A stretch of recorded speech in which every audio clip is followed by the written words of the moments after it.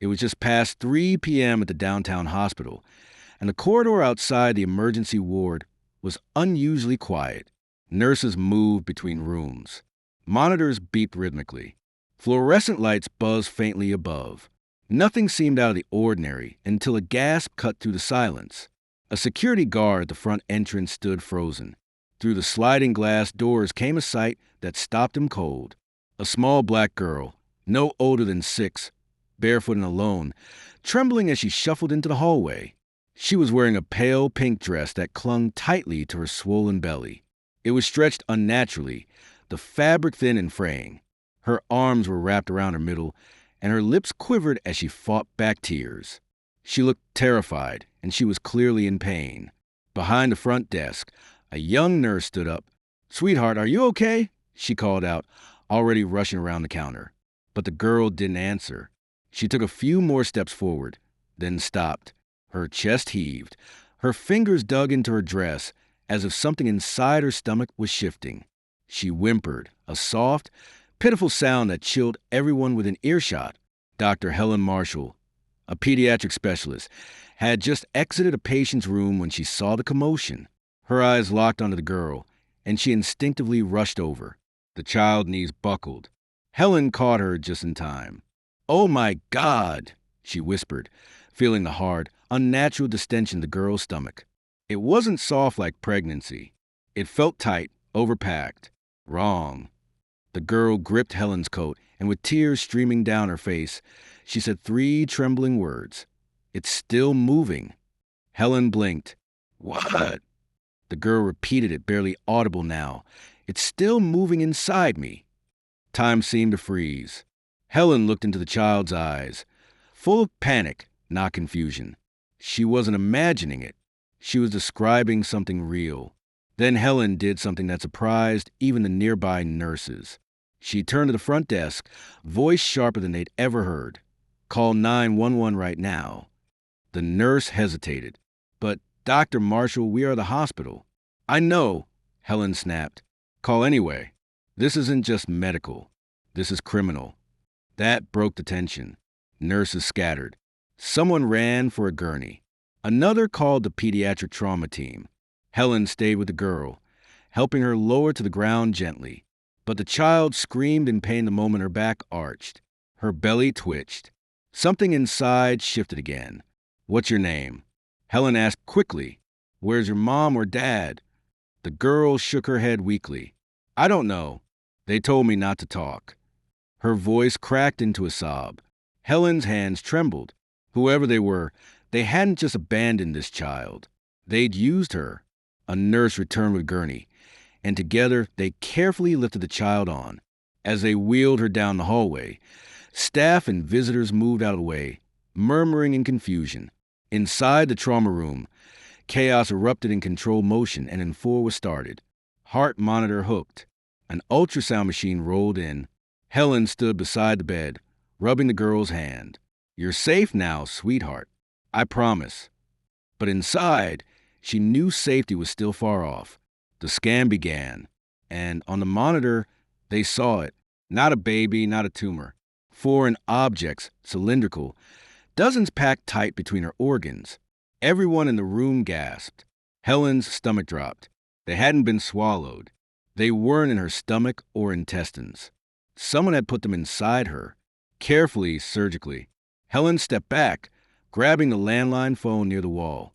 This time, she made the call herself. 911, what's your emergency? She didn't hesitate. "This is Dr. Helen Marshall at St. Jude's. We have a 6-year-old girl here. We believe she's been surgically implanted with drug capsules.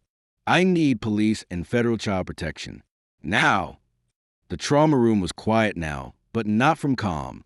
Everyone was holding their breath. The ultrasound screen still glowed on the wall, displaying the inhuman shapes inside the little girl's belly. Dozens of them, foreign, cold, packed unnaturally tight, wrapped in something plastic or latex.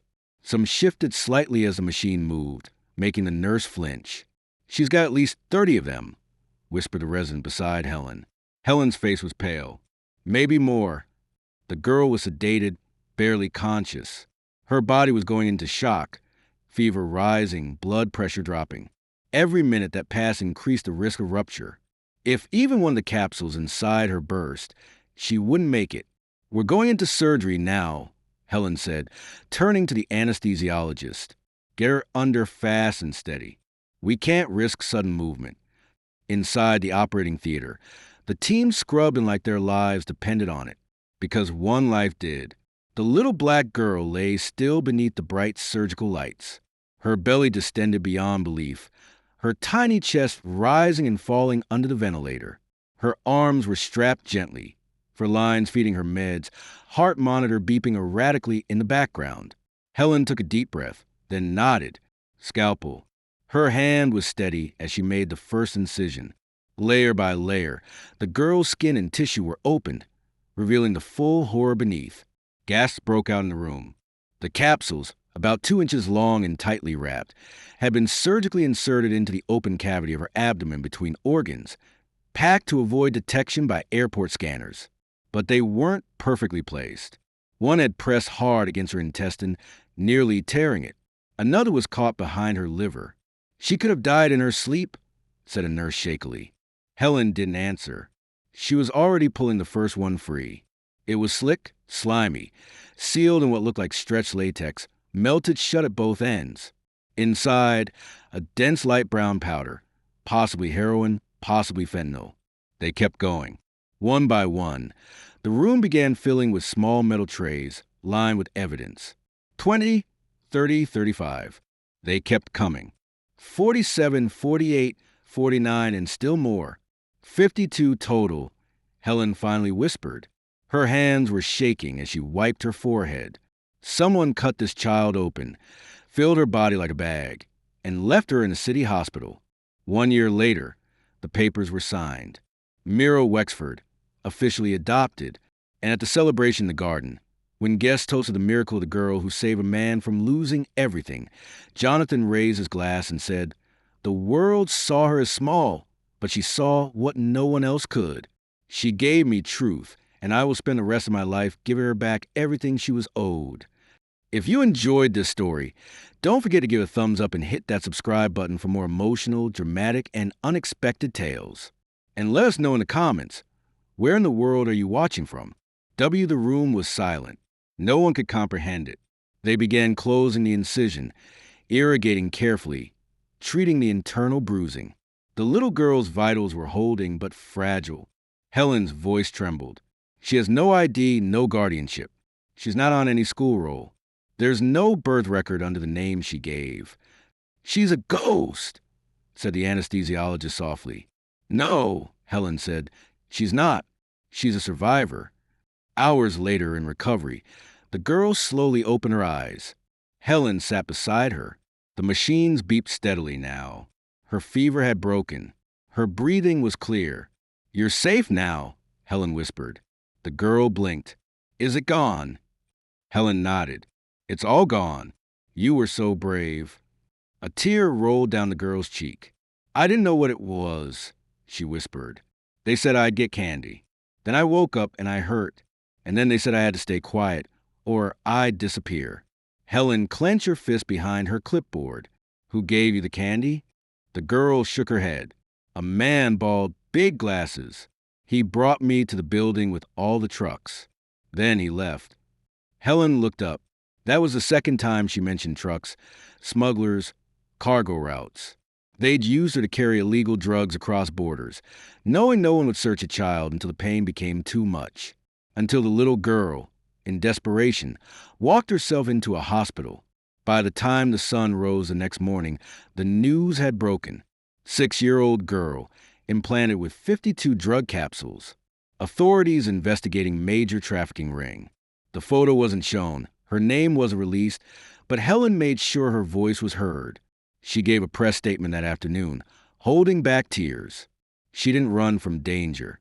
She ran toward help, and for the first time in her life, she was believed. The drugs had been turned over to federal authorities. Security footage traced a man's face and vehicle. A manhunt was underway. But more importantly, the girl was safe and not alone anymore. That night, Helen sat beside her bed again. The girl was asleep, peaceful for once. I'm sorry they used you, Helen whispered, but I swear no one will ever use you again. She glanced at the child's chart, still labeled Jane Doe. But Helen had another name in mind, Hope, because despite everything that had been put inside her, what came out was a will to survive and the voice to say 3 words that saved her life.